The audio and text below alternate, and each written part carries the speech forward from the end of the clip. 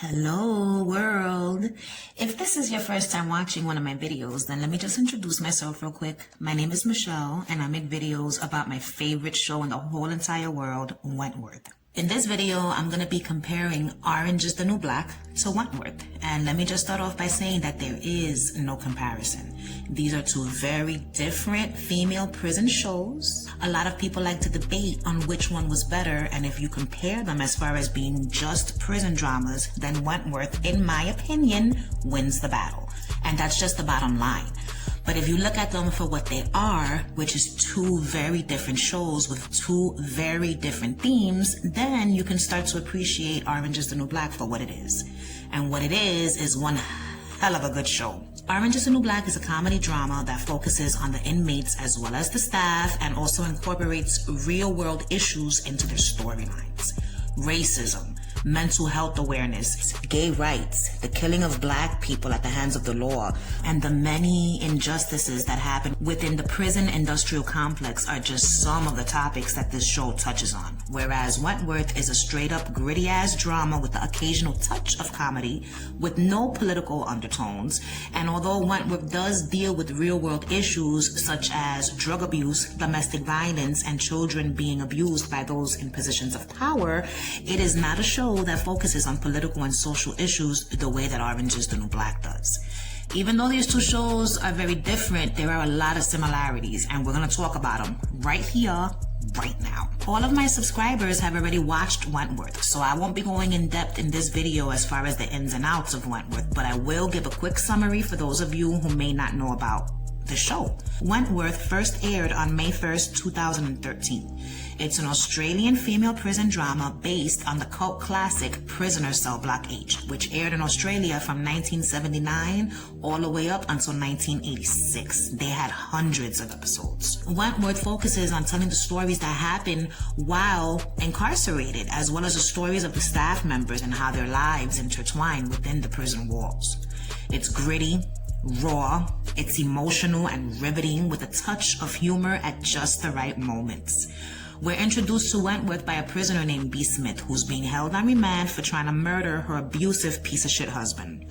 Wentworth has 9 stellar seasons and 100 amazing episodes, with its final episode having aired on October 26, 2021.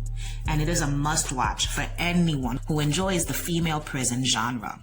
Now, I'm going to give you a summary of Orange is the New Black for those of you who've never watched it. So, warning, there will be some minor spoilers, alright? So, boom, Orange is the New Black aired on July 11th, 2013. It went on for 7 seasons and had a total of 91 episodes, with colorful episode titles such as Toast Can't Never Be Bread Again, Trust No Bitch, 40 Ounces of Furlough, Bed Bugs and Beyond, and one of my personal favorites, Lesbian Request Denied. Oh my god, the titles of the episodes are hilarious, and they're usually like a sentence or a phrase that one of the characters says during that episode. So the show received 165 various award nominations and won 46 times, according to Wikipedia, alright? It's based on a book called Orange is the New Black, My Year in a Woman's Prison, written by Piper Kerman. It's a memoir about her experiences while she was incarcerated. You know what I'm saying? Her book was then turned into a Netflix series titled Orange is the New Black by Jen G. Cohen. It's through Piper that we are introduced to Litchfield Prison, its inmates, and its many, many, many strange staff members. So Litchfield and most of the storylines are fictional, but the characters are based on actual inmates the real-life Piper met during her time in a federal correctional institution called Danbury. So basically, when Piper was young, wild, and free, she met a woman in a bar named Alex Voss, and they began dating. It was her first time being with a chick, and they fell in love, you know what I'm saying? So Alex, at the time, worked for a drug cartel, and she smuggled drugs. One day, Alex gets Piper involved in her work, and Piper carries a suitcase with $50,000 in it to a foreign country. It was a one-time crime, and she got away with the shit. After some time passes, Piper and Alex end up breaking up, and life goes on. You know what I'm saying? Fast forward some years later, Alex and the people that she worked for were all arrested, and Piper's name is mentioned. Who mentioned Piper's name, you ask?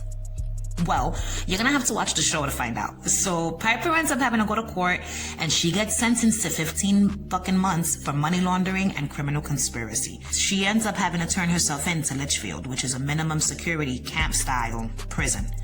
The show follows Piper's new prison reality for 7 seasons, but the show is not mainly about her.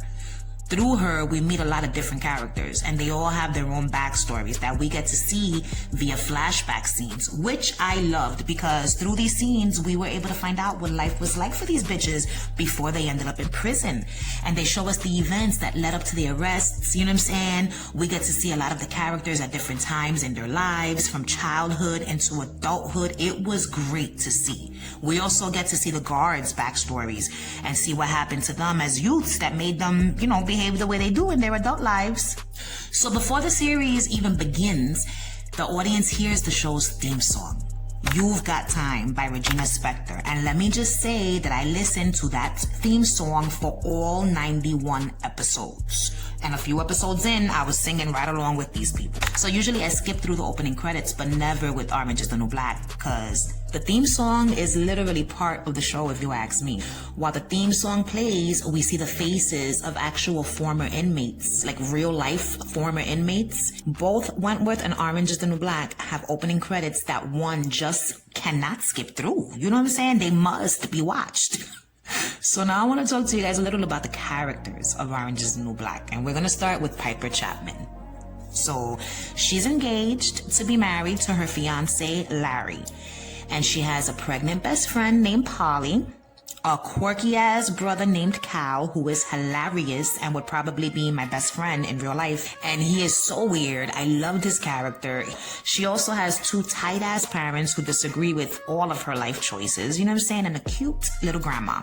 So Piper and her best friend Polly, they're also business partners with their own line of artisanal soaps. Jesus Christ. So after being sentenced and told she has to turn herself in, we see Piper as she comes to terms with the fact that she's going to jail. You know what I'm saying? To prison. So she starts reading prison books to learn how to survive on the inside.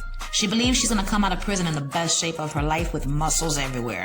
And let me just say this, okay? I don't know why the fuck people think that they're going to get fit in prison. You know what I'm saying? Why? Because they're bored? First of all, only the boring get bored, all right? That's number one. But if you're bored out in the free world and you don't choose to work out, then what in the fuck makes you think that when you go to jail or prison, it's going to give you the push you need to get in shape? It's bullshit.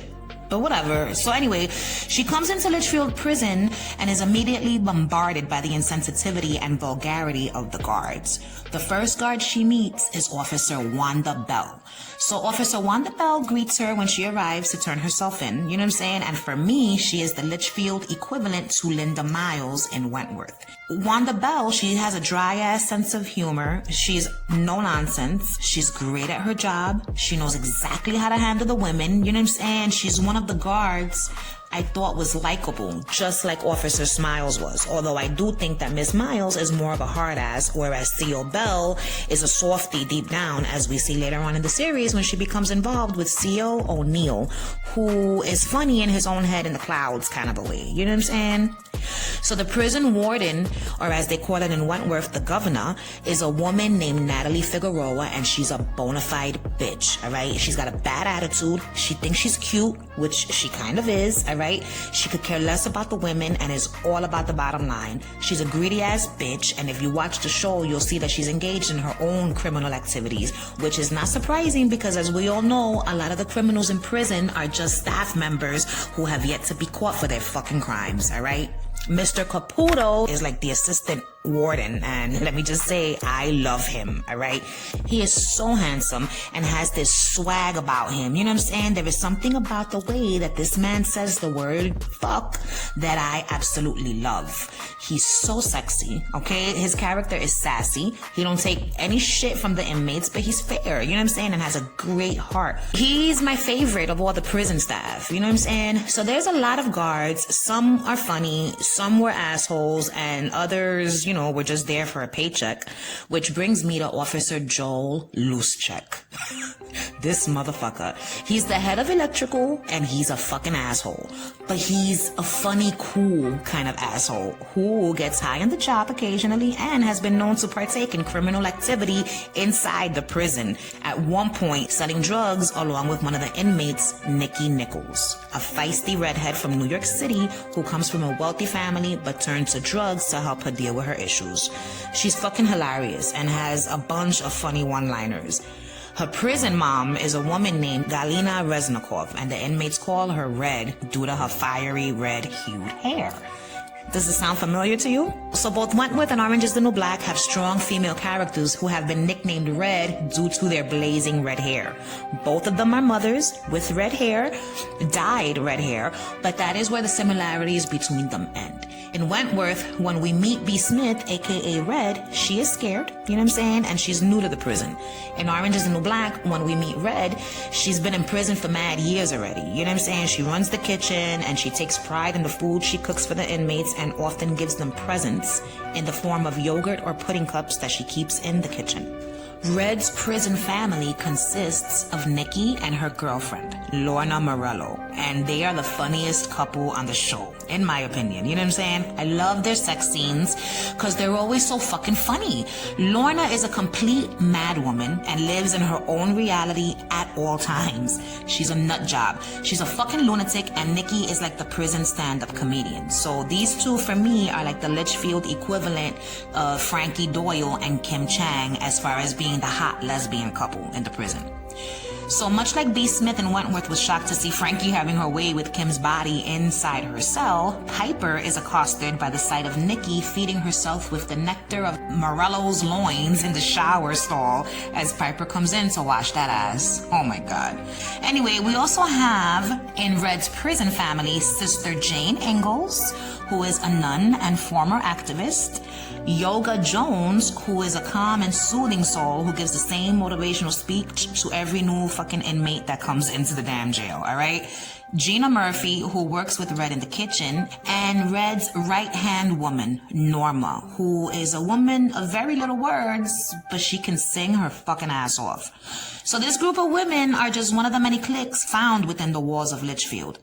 In Orange is the New Black, the inmates are not housed in units which have individual cells like in Wentworth. Instead, they have these dorm-like rooms which are a lot bigger than the units in Wentworth.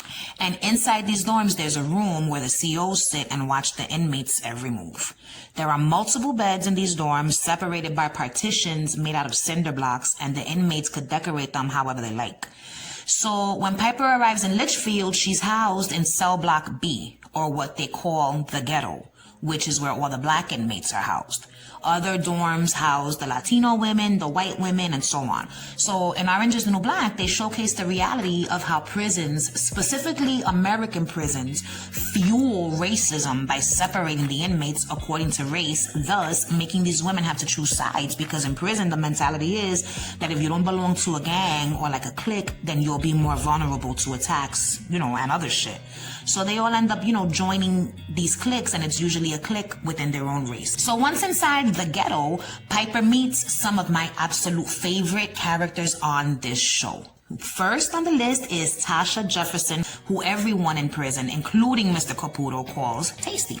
And she is just a breath of fresh air, yo. She's always happy and in good spirits. She's able to see the bright side of things, you know what I'm saying? She's street smart, loyal, and she's just an overall fun-loving, good-hearted person. But she ain't nobody's punk, you know what I'm saying? So Tasty's journey throughout all 7 seasons, for me, is one of the most tragic of any of these characters. But at the same time, it was inspiring. You know what I'm saying? The way her character changes, especially in the last 3 seasons, was so fucking sad. I was like, yo, why they gotta do Tasty like that? You know what I'm saying? But I know why they did it. It's because things like what happened to Tasty happened all the time in prison. It's so fucked up. And that's all I'm gonna say, because I don't want to spoil too much for anyone who hasn't seen it yet. Next we have Suzanne Warren, aka Crazy Eyes, who is, in my opinion, the heart and soul of this show. Her story and the reason why she is in prison is the most heartbreaking of all of them, yo. She is one of the most unique characters I've ever seen. She's got clear signs of mental illness, you know what I'm saying? But the writers never make it clear what her diagnosis is. She's very childlike and she suffers from delusions and, loud and sometimes violent outbursts. She needs structure and a daily routine in order to be able to make it through her sentence in prison. You know what I'm saying? In my opinion, if you ask me, I don't think she should be in prison at all. Anyway, the actress who played Crazy Eyes, Uzu Aduba, she won 2 Emmy Awards for Outstanding Supporting Actress in a Drama Series and in a Comedy Series for her portrayal of Suzanne Warren. And she became the first actress ever to win both drama and comedy Emmy Awards for the same role. In total, she won 10 different awards for this role, more than any other cast member. Yo, Crazy Eyes, she was Orange is the New Black, and that's the bottom line. I think Crazy Eyes was the star of the show. Orange is the New Black would not have been the same without her, much like Wentworth wouldn't have been the same without Boomer. In that sense, I feel like both these characters acted as the heart and soul of these shows. You know what I'm saying? Without them, both Litchfield and Wentworth would have been much darker places. Some other inmates housed in the ghetto are Cindy Hayes, aka Black Cindy, with her trademark Afro puffs, which reminded me of the 70s, and I loved it. She has no hair on her tongue, and she's gonna say what she has to say. She's tough and says some of the funniest shit, yo. She reminds me of the ladies I used to be cool with when I worked in the bingo hall years ago. Like them funny, cool bitches that you could just chill with and talk shit with, and you knew if some shit went down, they would have your back. I loved Black Cindy. Her and Tasty become really good friends, but their story takes a turn come the final season. That's all I'm gonna say. Next up is Poussey Washington. She's got the best name in the whole show, Poussey. It's a play on the word pussy. Do you get it? It's like if you were saying pussy with a French accent. Poussey. I loved it. So we have Poussey Washington, Sophia Bursett, and Janae Watson. So Poussey makes the prison hooch, which is what they call the liquor they make out of scraps from the kitchen. She loves books, and she works in the prison library along with Tasty, who is also a book lover. Poussey was raised in a military background, and once inside prison, she struggles with wanting love, and what ends up happening to her character left me speechless and in tears, yo. So Sophia, played by Laverne Cox, runs the beauty salon in Litchfield Prison and is the show's only transgender character. On the show, she has a wife and a son on the outside and is constantly being made fun of by the guards and some of the inmates, but she's sassy and she's not gonna have people talking shit to her because she will send them straight to hell in a heartbeat. You know what I'm saying? Her character was fun and her story was one of hope and perseverance and a perfect example of what one can do when they're determined. You know what I'm saying? In Wentworth, there's also a transgender character named Maxine Conway, and although their characters are completely different, their internal struggles were somewhat the same. So last but not least, in the ghetto, we have Janae Watson, who is my Litchfield prison crush. I have another crush, but she wasn't an inmate in Litchfield. We'll get to her later. I think Janae is so beautiful. I love her face. Her skin looks so soft. I just loved her, and I felt bad for her because of what happened to her that led to her arrest. She grew up doing the right thing. She was raised right. She did good in school. She was a track star. You know what I'm saying? She was on her way to do great things, but then she comes face to face with the realities of racism masked as adoration, all right, and begins making terrible choices that eventually land her in prison. She's so fucking beautiful. So now let's talk about the Latinas who are housed in Cell Block C, or what they call Spanish Harlem. We'll begin with my favorite of all the Spanish Harlem girls, Maritza Ramos. When we first see her in season 1, I thought she was gonna be like this little tough, take no shit chick, but her character eventually evolved into like this ditzy, silly, shallow, funny-ass little bitch who became best friends with Marisol Gonzalez, aka Flaca, a black-winged, eyeliner-loving Mexicana with sass and pizzazz, and together these two bitches run around the prison having some of the funniest conversations of the series. Flaritza, as they are affectionately referred to, love the spotlight, and at one point in the series they go viral on the internet and end up making prison makeup tutorials using Caribbean spices such as adobo and every Latino's favorite, sazon. Pero tiene que ser Goya. So next we have Aleida Diaz, who is an old school Puerto Rican who curses like a sailor, much like myself, all right? She's annoying as fuck, but hilarious, and is basically like a deadbeat mom who cares more about herself and her whack-ass boyfriend Caesar, whose character got on my last nerve, than she does her many kids. She's a selfish bitch, she's mean, and her words can cut as deep as any knife. Her oldest daughter, Dayanara, aka Daya, ends up an inmate in Litchfield, and Aleida greets her with a smack right across the face. Daya was left to take care of her siblings while her mother did her time in prison, but she eventually goes down the same road as her dysfunctional ass mother did and ends up in Litchfield. So Daya, she finds herself in a situation with two of the prison guards, okay? Officer Mendez and Officer Bennett. So CEO Mendez is they call him Porn Stash, number one, that's his nickname, Porn Stash, because of his fucking weird ass, thick ass mustache. So CEO Mendez is a certified nut job, all right? Who has zero respect for the inmates and fondles them whenever he gets a chance. He's vulgar, fucking demented, all right, and a bit of a mama's boy if you ask me.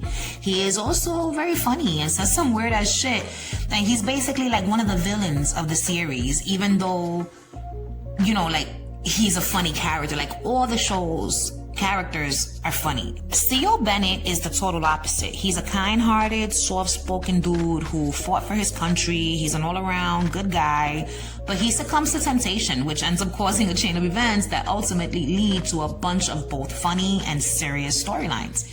So next we have Gloria Mendoza, Blanca Flores, and Maria Ruiz. When we meet Maria, she is pregnant and due to give birth in a few months.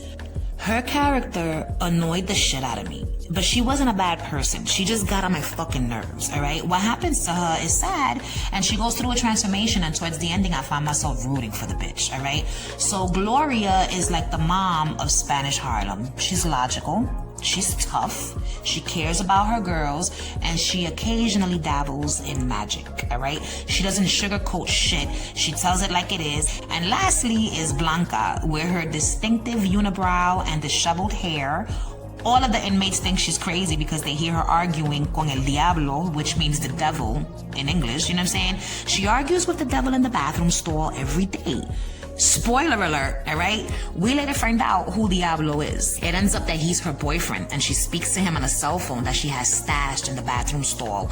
So at some point in the series, Piper finds and steals her phone, and Blanca loses her shit, because she can't talk to this motherfucker every day now. I feel bad for the bitch. Now we have cell block A, which is called the suburbs, and all the white inmates are housed there. So Piper, who was first housed in the ghetto by mistake, ends up in the burbs along with Alex, Red, Nikki, Lorna, Yoga Jones, Norma, Gina, and Sister Ingalls, who we've, already talked about. Alex Voss.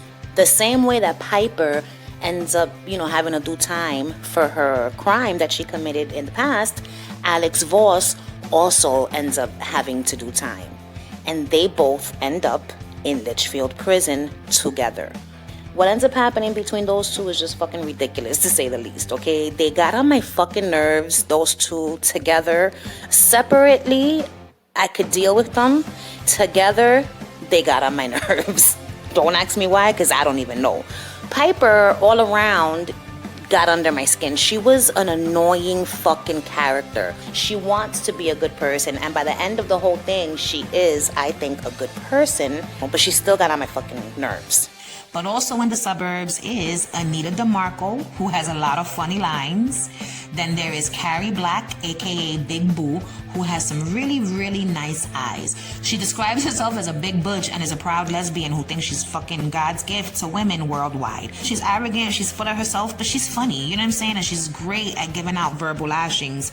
She's loyal, and when she cares, she cares. Lastly, in the suburbs, we have Leanne Taylor, Angie Rice, and one of my favorite characters in the show, Tiffany Doggett, aka Pensatucky. I don't know why the fuck they call this bitch Pensatucky. These three are like the resident meth heads, complete with rotting teeth and bad attitudes, alright? This trio adds a bit of hillbilly humor to the show. But at some point, Leanne and Angie end up becoming a duo after Pensatucky realizes that they were never her friends. You know what I'm saying? In the earlier seasons, Pensatucky, you know, Tiffany Doggett, Pensatucky, she was a God-fearing, lesbian-hating Christian woman who ran around the prison, quoting the Bible and reminding the women that they were gonna burn in hell for their sins every fucking chance she got. You know what I'm saying? She was so fucking funny. She reminds me of myself as far as her outbursts when she gets mad. You know what I'm saying? Or she's trying to prove her point. Like, she could go from talking in a regular tone of voice to full-blown hysterics within 2 seconds. And that's me all the way. So she's got a mean streak and she talks a lot of shit, and although she's a criminal, she's definitely not a bad person. Very few of these characters are inherently bad people. They just have made bad decisions for whatever the fucking reasons. So the final 2 cell blocks are cell blocks D and E. And all the women who aren't black, white, or Latino, you know, they refer to them as other on the show. They're housed there. And this is where Mei Chang is housed. And she's quiet, but her backstory is fucking crazy, all right? And there's a scene where she's making these little patties out of green peas and corn chips. And when I tell you, I'm making this one of these days because that shit looked fucking delicious. So anyway, also in these cell blocks are the Golden Girls, which are the older women, such as Frida Berlin. She's funny. I loved her. She's one of my favorite characters. She's got like a southern accent. She's no fucking joke. You know what I'm saying? She'll kill you in a heartbeat and she ain't gonna lose no sleep over the shit, all right? Also in here is this little cutie pie named Jimmy, whose storyline in season 2 broke my fucking heart, and I refuse to watch season 2 again because of it. So, spoiler alert, Jimmy's character is an elderly woman who is beginning to experience Alzheimer's and dementia. And she ends up getting what they call a compassionate release on account of her illness. You know what I'm saying? This woman is like in her late 70s, early to mid 80s, and they literally drop her off at a bus stop with nowhere to go. And they leave her there to fend for her fucking self while she pleads for them to not make her go. Yo, I cried so much and I felt so bad for her for so long after watching that episode, because I know that this type of shit goes on in real life. You know what I'm saying? There was nothing compassionate about her release, and so fucking upsetting because, like I said, this shit happens all the time in real life. Like, it needs to stop. There's gotta be a better way. This is just one of the examples of how Orange is the New Black bring awareness to a lot of the fucked up shit that be happening in prisons worldwide, all right? Litchfield also has a guidance counselor named Sam Healy who is against homosexuality, and he informs Piper amongst her arrival in the prison that she, quote, does not have to have lesbian sex, end quote. I feel so bad for this man. He has to resort to getting a Russian mail-order bride in order to have companionship, all right? Almost has a fling with one of the inmates, but it just doesn't happen. You know what I'm saying? He just wants to be appreciated, and the women do not help with his feelings of inadequacy. You know what I'm saying? He's another character who I feel is like a complete asshole, but deep down inside is not a bad guy, you know? Some other inmates that we see here and there throughout the prison are the weeping woman, who can always be found talking on a prison phone while crying to whoever's on the other line. Miss Claudette Pelage, who the women leave the fuck alone, you know what I'm saying? Because they think she's a crazy ass bitch. We also have Trisha Miller, who finds a family in prison and then loses it. And then lastly, Rosa, who is a former bank robber who fell ill while in prison with cancer. And the actress who plays her in her youth during the flashback scenes is fucking gorgeous, yo. Oh my God. So as the seasons go on, we're introduced to new inmates and new staff members, and with these new characters come some of the worst villains on the show, as well as another one of my favorite characters, Lolly Whitehall. Lolly, I think, might be suffering from schizophrenia. She hears voices, and throughout her life, she learns how to control these voices. You know what I'm saying? She's harmless, but she's capable of violence if she feels threatened.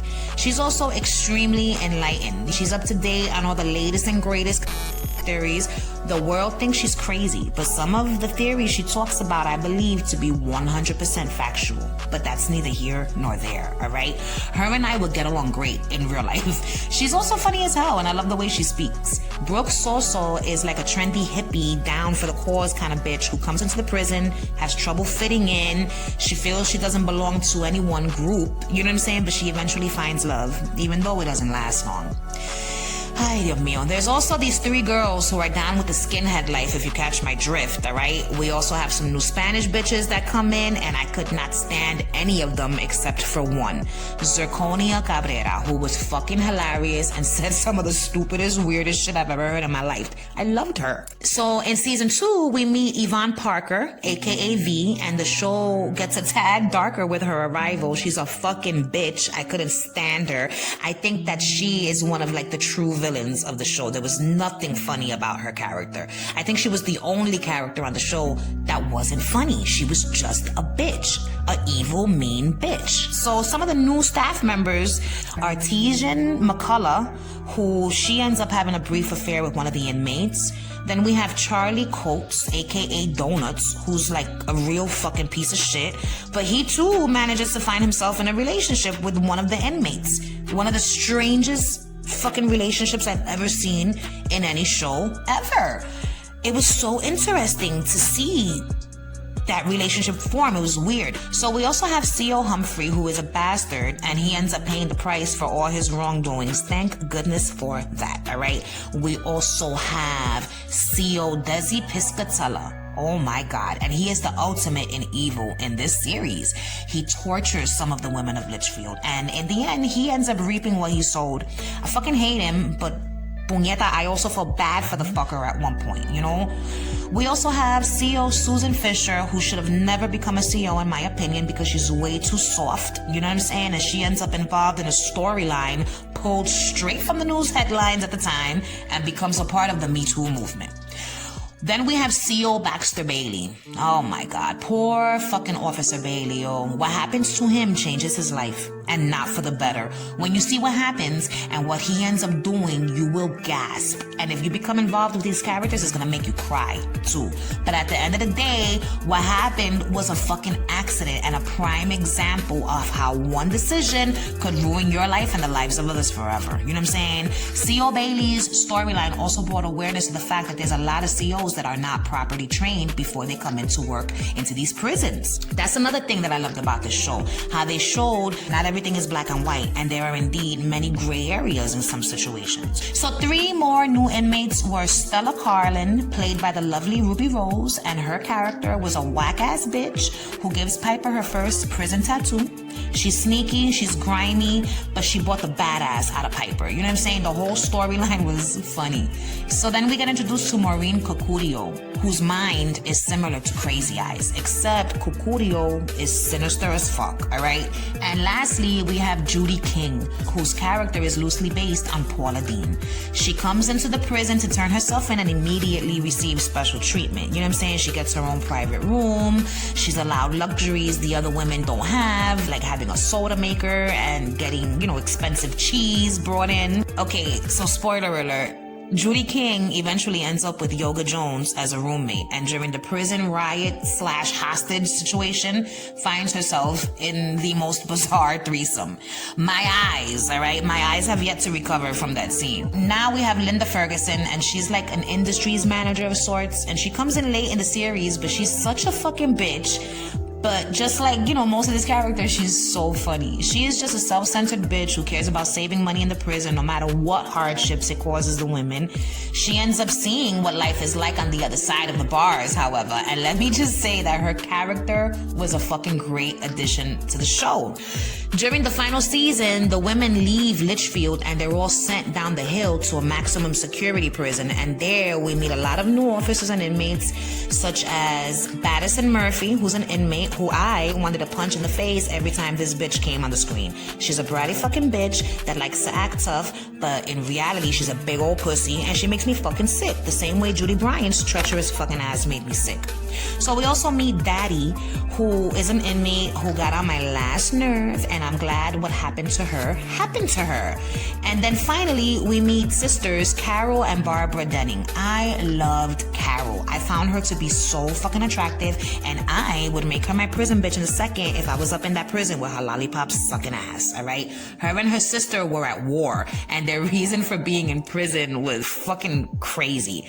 So, the last character that I'm going to talk about is Araceli, and she's played by the beautiful Soli Duran. I was mesmerized by her the second I saw her in that cell in season 2. Episode 2. Piper meets her in a prison in Chicago where she is sent in the beginning of season 2 for a court hearing, alright? Araceli is an expert cockroach trainer who uses these prized roaches to pass cigarettes to inmates who are in solitary, or as they call it in Wentworth, the slot, alright? She's in jail for murder, 13 murders to be exact. So as you can see, Wentworth and Orange is the New Black have a lot of similarities, but even their similarities are different. For example, in Orange is the New Black, the characters sometimes have scenes where they're singing, like during the prison Christmas show, or when they're chilling in the rec room and randomly break out into a made-up song. In Wentworth, the only singing came in the form of Jax singing the theme song to Prisoner Cell Block H while she's alone in the slot. Or the time Rita was singing to Ruby when she thought her sister was gonna die, and the time Rita and Ruby sang their father home to heaven. So some similarities were character names, such as the last name Ferguson. In Wentworth, we have Joan the Freak Ferguson, and in Orange is the New Black, we have Linda Ferguson. In both shows, we have characters nicknamed Red, as we spoke about earlier. We also have Vera Bennett in Wentworth and John Bennett in Orange is the New Black. So if you're familiar with Wentworth, then you know Frankie named B. Smith Queen Bee, which she proclaims after B beats the shit out of her and takes the position of top dog, alright? So in Orange is the New Black, in their season 2 promo photos, they refer to the new character Yvonne, aka V, as Queen V. Coincidence? Or did one show gain inspiration from the other? I don't know. Let's investigate a bit. So B. Smith was named Queen Bee at the ending of season 2 of Wentworth, whereas V was nicknamed Queen V before the start of season 2 of Orange is the New Black. So one could speculate that it was Wentworth who was inspired by Orange is the New Black. Another example would be in season 8 of Wentworth when Ann Reynolds became general manager and switched to the cheaper pre-cooked bagged meals that looked like fucking mush, and we hear the cook say it's not her fault. You know what I'm saying? The food is trash because she didn't cook it, and she raises up the huge bag of slop to show these bitches. You know what I'm saying? In season 3 of Orange is the New Black, the exact same shit happens, and Red is fucking horrified at the thought that the women are gonna think she cooked this nasty shit. So she goes up to all the inmates one by one and lets them know she had nothing to do with the disgusting meals. It was fucking hilarious, yo. When I saw this storyline in Wentworth, immediately remembered the Orange is the New Black version. It would be easy to say that Wentworth copied storylines from Orange is the New Black or vice versa, but I think that neither one copied from the other, and I'm gonna tell you why. Both shows are about female prisons, alright? One is a comedy drama and the other is a drama, but the happenings in prison are pretty much the same. So they are bound to have similar storylines, which these two definitely have, but their stories are told in totally different ways. You know what I'm saying? So both shows also deal with pregnant inmates. Like in Wentworth, we had 2 pregnant inmates. You know what I'm saying? Spoiler alert. Doreen and later on Boomer. And in Orange is the New Black, we had Maria, Daya, and Lorna. The difference is that in Wentworth, if the women gave birth while inside the prison, they were allowed to keep their baby in the prison with them. Not in a special unit or anything either, alright? These kids were right up there in the thick of the shit, as we saw with little Kaya in season 1. In Orange is the New Black, that shit is not going down. No fucking kids allowed. So both shows also deal with guards having affairs with the inmates. In Wentworth, we saw Fletcher and Jess Warner, Will and Mari, Frankie and Erica. In Orange is the New Black, we see a threesome between 2 inmates and a male guard. Another inmate has affairs with 2 different male guards, and one of the female guards has a short-lived affair with Alex Voss. While Orange is the New Black doesn't have a steam press, it does have its share of scenes where the women get burned, such as when Gina gets burned in the kitchen by a grease fire, or when Piper is branded with a much hated symbol after she is believed to be a racist. And then we have what I like to call the "oh my god, did they drown" scenes, where you see a beloved character from each show go under the water and you're just not sure if they'll ever rise to the surface, right? And then when they do, you cheer with joy and maybe even cry happy tears like I did while watching this scene in Orange is the New Black. In Orange is the New Black, we see a lot of shit we don't see in Wentworth, such as holiday episodes, the prison chapel, extreme racism, and some of the funniest shit you'll ever see in any prison show, like the hunt for this rogue chicken that pops up randomly and nobody believes exists, but it does. Or Piper and her brilliant idea of starting a business in the prison selling panties worn by the inmates. She paid these bitches with ramen seasoning packets to give her their fucking worn underwears. It was hilarious. Or the time all the women escaped the prison to go swimming through a hole that was left in one of the fences. I could go on giving examples of how funny Orange is the New Black is, but I would much rather you guys watch it for yourselves. So the last thing that I want to talk about is the characters from the show that I thought were similar to one another. First up is Boomer and Crazy Eyes. They were both really, and both of their names are Susan. Boomer's real name is Susan Jenkins. Crazy Eyes' real name is Suzanne Warren. I just realized that right now. So they were both really strong, and they could beat the shit out of almost anybody. They both had difficulty when it came to learning, but they were both able to learn and excel at certain tasks. You know what I'm saying? Boomer with her welding skills and Crazy Eyes with her writing abilities, which she showcases when she writes a fictional, sexually explicit story that goes viral in the prison with both the staff and the inmates. It was hilarious. Then we have Frankie and Nikki. They are both like the cool and charismatic lesbians of the prison who provide, the witty one-liners, such as Frankie's infamous, "I don't eat sausage, I'm a vegetarian." I'll never forget that one, okay? I think every lesbian cheered when she said that. So they both have mommy issues and they could be smart asses, but other than that, they couldn't be more different. Frankie's about that life. She will beat your ass if need be. I don't think Nikki was violent or even was down to fight. You know what I'm saying? Now that I think about it, I think Alex is more like Frankie than Nikki is. Because, look at them, first of all. They both have dark hair. They're both very attractive. They have similar fucking tattoos, for Christ's sake. Not too similar, but kind of similar, Their personalities. Like, Frankie is a badass. And she's down to fuck shit up. You know what I'm saying? And Alex, I wouldn't call her a badass, but she's down to fuck shit up. And she's gonna kill you if she has to. You know what I'm saying? She's not gonna want to, just like Frankie's not gonna want to, but she will if she has to. So I think Alex and Nikki both were kind of like Frankie in different ways. You know what I'm saying? So number 3 is Piper and B. Smith.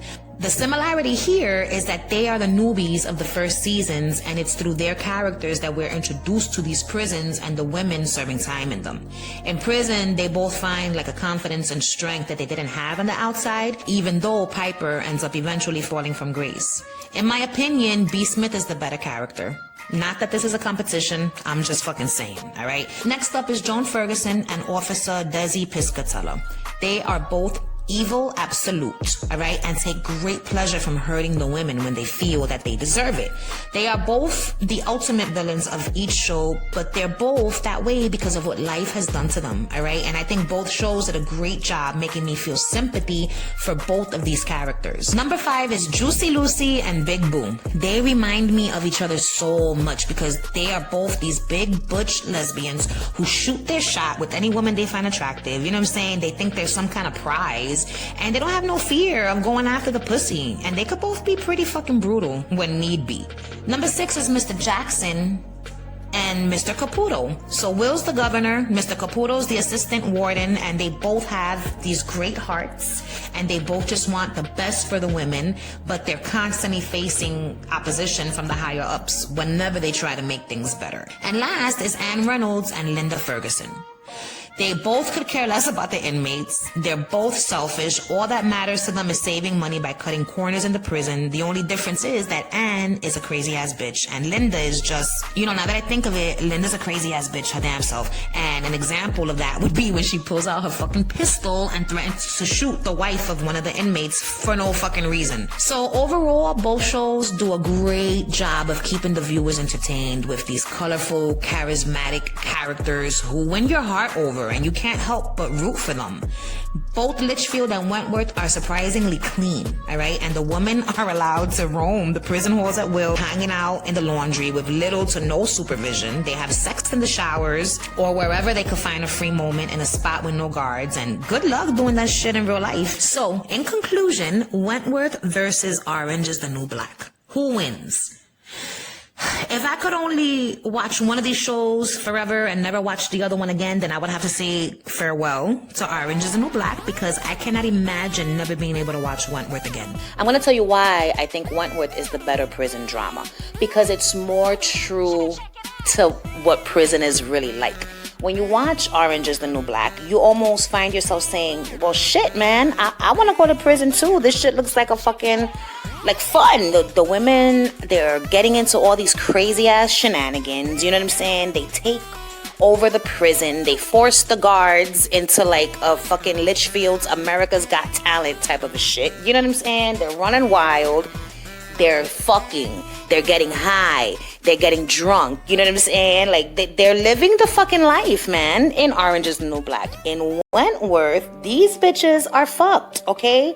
Listen to me, Wentworth is such a fucking great show. If you haven't watched it, you've got no idea what you're missing. One of the best things about Wentworth is the way that they show prison.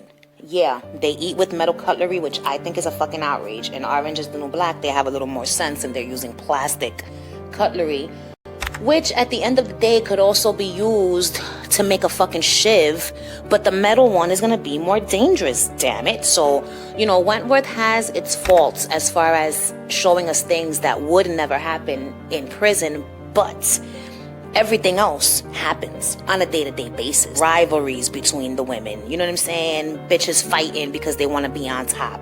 Bitches getting killed left and right, shivved, shanked, all of the above. You know what I'm saying? The death scenes. First of all, people die in Wentworth, okay?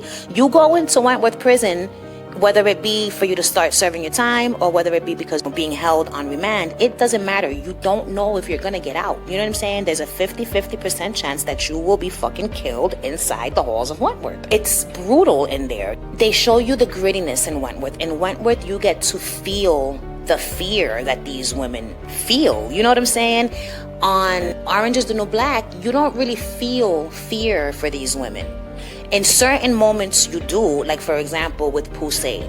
I'll never get over what happened to Poussey. What happened to Poussey in Orange is the New Black did not have to fucking happen. It was an accident, yeah, but it did not have to happen, which is what makes it even more sad. In Wentworth, you have it all. Crazy ass inmates, okay?